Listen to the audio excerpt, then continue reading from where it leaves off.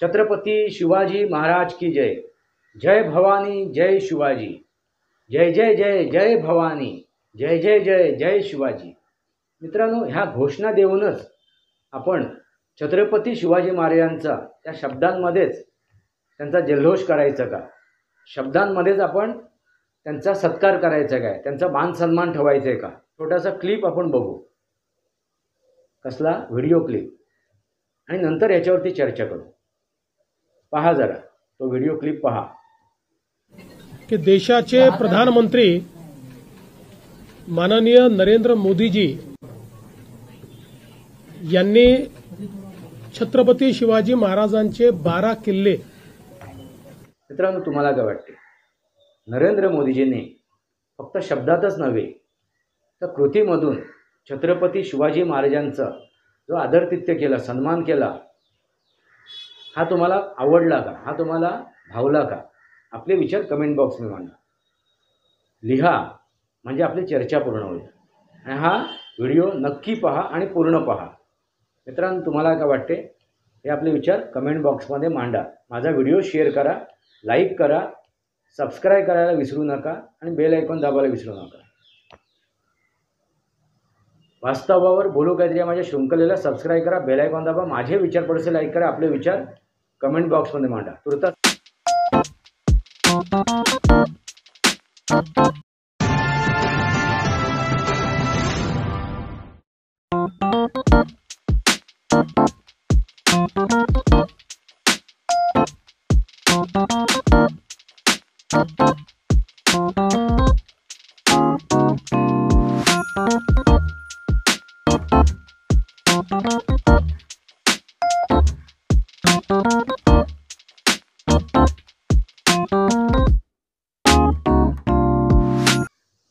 नमस्कार मित्रांनो, वास्तवावर बोलू काहीतरी या माझ्या शृंखलेमध्ये पुन्हा एकदा आपलं स्वागत. मी आपला मित्र राजेश वासंती साबाजी केळुसकर. जय हिंद, जय महाराष्ट्र, जय भारत, जय महाराष्ट्र. छत्रपती शिवाजी महाराज की जय. जय भवानी जय शिवाजी. जय जय जय जय भवानी. जय जय जय जय शिवाजी. मित्रांनो, ह्या घोषणा देऊनच आपण छत्रपती शिवाजी महाराजांचा त्या शब्दांमध्येच त्यांचा जल्लोष करायचा का? शब्दांमध्येच आपण त्यांचा सत्कार करायचा काय? त्यांचा मान सन्मान ठेवायचा आहे का? फक्त शब्दाचे बुडबुडेच ठेवायचेत का? तुम्हाला काय वाटते मित्रांनो? शब्दापुरतंच मर्यादित ठेवायचं का? बोलाची कडी आणि बोलाचा भात एवढंच करायचं का? देखल्या देवा दंडवत एवढंच करायचं का? दाखवण्यापुरतंच करायचं का? मित्रांनो, तुम्हाला काय वाटते?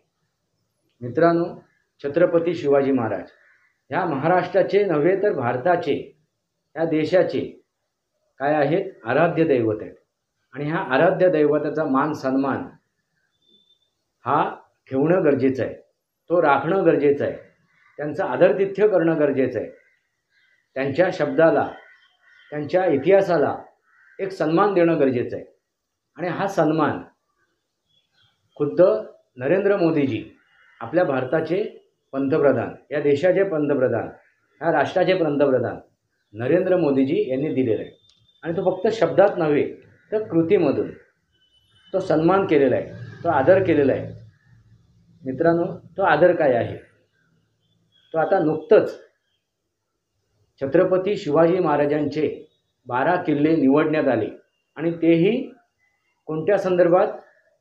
तर वर्ल्ड हेरिटेज स्थळ म्हणून म्हणतात, जागतिक वारसा स्थळ, वर्ल्ड हेरिटेज प्रॉपर्टी म्हणून त्याला हे केलं, नॉमिनेट केलं, निवडण्यात आलं. मित्रांनो, ह्यासारख्याच भारत देशामधील अनेक स्थळांना मंजुरी देण्यात आली, ते निवड करण्यात आलं. म्हणजे एकूण 60 स्थळांना निवडण्याची प्रक्रिया चालू केली होती. आणि ह्या 60 स्थळांमधील 12 स्थळं ही फक्त छत्रपती शिवाजी महाराजांच्या त्या गड किल्ल्यांचे आणि दुर्ग किल्ल्यांचे आहेत. ही महत्त्वाची गोष्ट आहे आणि महत्त्वाची बातमी आहे. आणि तू सुद्धा जे जीवापार मनापासून आपल्या हृदयापासून या छत्रपती शिवाजी महाराजांवरती प्रेम करतात, त्यांच्यापुढे नतमस्तक होतात, त्यांच्यासाठी ही जी बातमी आहे ही बातमी नाही आहे, तर छत्रपती शिवाजी महाराजांच्या चरणी वाहिलेले पुष्पच आहेत. मित्रांनो, लक्षात आलं का? आता हे तुम्हाला काय वाटते ऐकल्यानंतर? अभिमानाने स्वाभिमानाने आपली मात उंचावली असणारच. मित्रांनो, तो एक छोटासा क्लिप आपण बघू. कसला? Video clip. आणि नंतर याच्यावरती चर्चा करू. पहा जरा तो व्हिडिओ क्लिप पहा. की देशाचे प्रधानमंत्री माननीय नरेंद्र मोदीजी यांनी छत्रपती शिवाजी महाराजांचे 12 किल्ले हे जागतिक वारसा स्थळ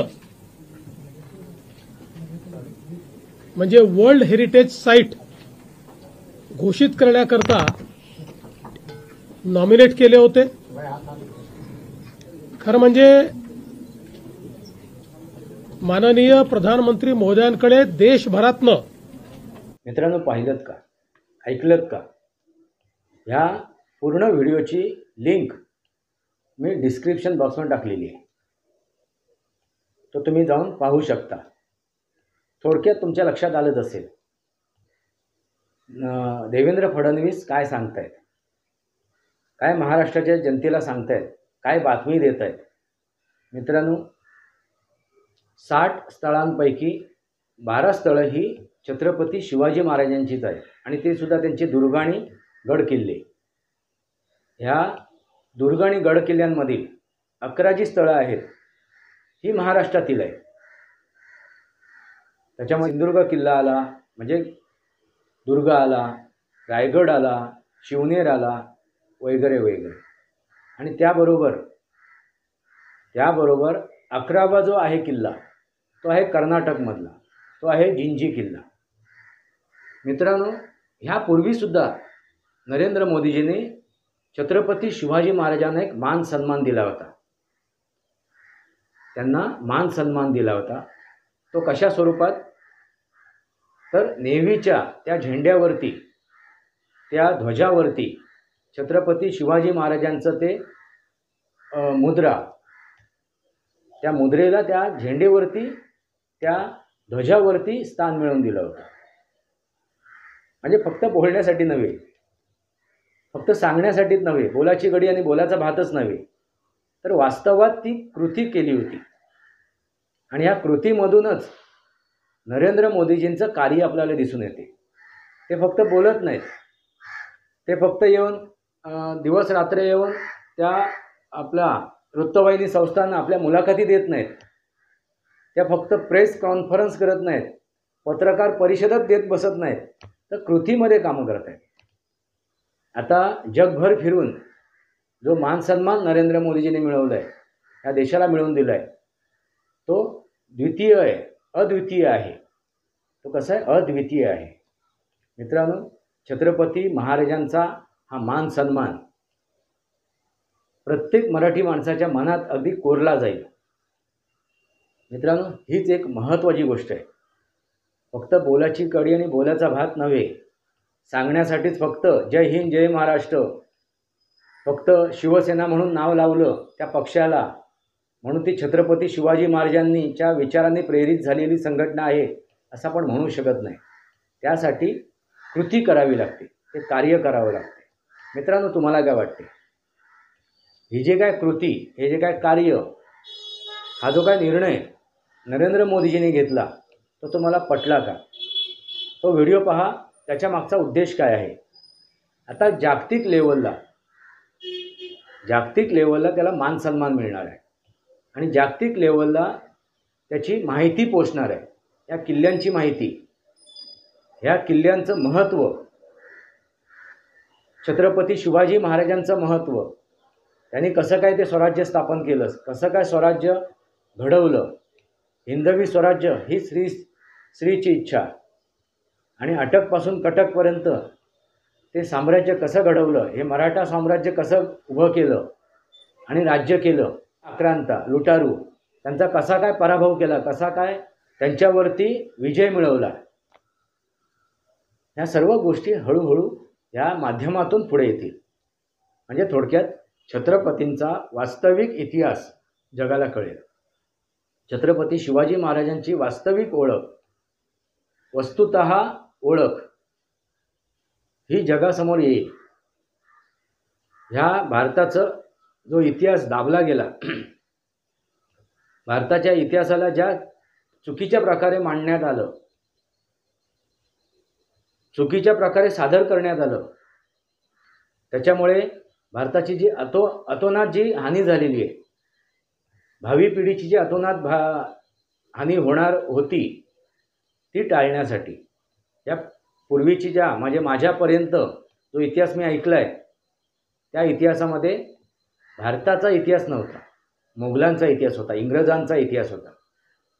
आता हा इतिहास खोडला जाईल आणि वास्तविक इतिहास भारतातील अनेक राजांचा, अनेक हुतात्म्यांचा गौरवशाली इतिहास आपल्यासमोर येईल, तो मांडण्यात येईल.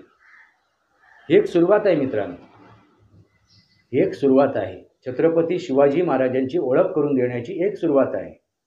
असे अनेक गड किल्ले आहेत. अशा अनेक गड किल्ल्यांचं आता संवर्धन होईल, नूतनीकरण होईल, त्यांची जोपासना होईल, त्याचं संगोपन होईल आणि भावी पिढींसाठी ते एक आदर्श, कायमचं आदर्श जीवित राहील. या आदर्शातून आणि या आदर्शातूनच भावी पिढी एका मुक्कामावर पोहोचू शकते, एक उंची गाठू शकते. मित्रांनो, तुम्हाला काय वाटते? ह्या ज्या काय गोष्टी नरेंद्र मोदीजींनी चालवल्या आहेत, करतायत, ह्या काय योजना आहेत, ही जी त्यांची कार्यपद्धती आहे, या कार्यपद्धतीतून, या योजनेतून, या त्यांच्या कृतीतून तुम्हाला काय समजून येते? नक्की ते काय करतायत या देशासाठी, या राष्ट्रासाठी, या राष्ट्राच्या इतिहासासाठी, या राष्ट्रपुरुषांसाठी तुमच्या लक्षात येईल. तुम्हाला ते कळून चुकलेलं असेल की भावी पिढीसाठी नरेंद्र मोदीजीने अगदी दालनं खोललेली आहेत, विविध प्रकारची, विविध स्थळांची, विविध विषयांची, विविध विचारांची. आता ह्या दालनांचा आपल्याला आस्वाद घेणं गरजेचं आहे. त्या दालनांमध्ये प्रवेश करून ती माहिती मिळवणं आवश्यक आहे. आपण आज उन्नत होतोय आणि उन्नतीकडे चालतोय. मित्रांनो, तुम्हाला काय वाटते? नरेंद्र मोदीजींनी फक्त शब्दातच नव्हे तर कृतीमधून छत्रपती शिवाजी महाराजांचा जो आदरातिथ्य केला, सन्मान केला, हा तुम्हाला आवडला का? हा तुम्हाला भावला का? आपले विचार कमेंट बॉक्समध्ये मांडा, लिहा, म्हणजे आपली चर्चा पूर्ण होईल. आणि हा व्हिडिओ नक्की पहा आणि पूर्ण पहा. मित्रांनो, तुम्हाला काय वाटते? हे आपले विचार कमेंट बॉक्समध्ये मांडा. माझा व्हिडिओ शेअर करा, लाईक करा, सबस्क्राईब करायला विसरू नका आणि बेल आयकॉन दाबायला विसरू नका. वास्तवावर बोलू काहीतरी या माझ्या शृंखलेला सबस्क्राईब करा, बेल आयकॉन दाबा, माझे विचार पडसे लाईक करा, आपले विचार कमेंट बॉक्समध्ये मांडा. तुर्तास इतकंच. भारत माता की जय, वंदे मातरम. जय भारत, जय महाराष्ट्र, जय सनातन.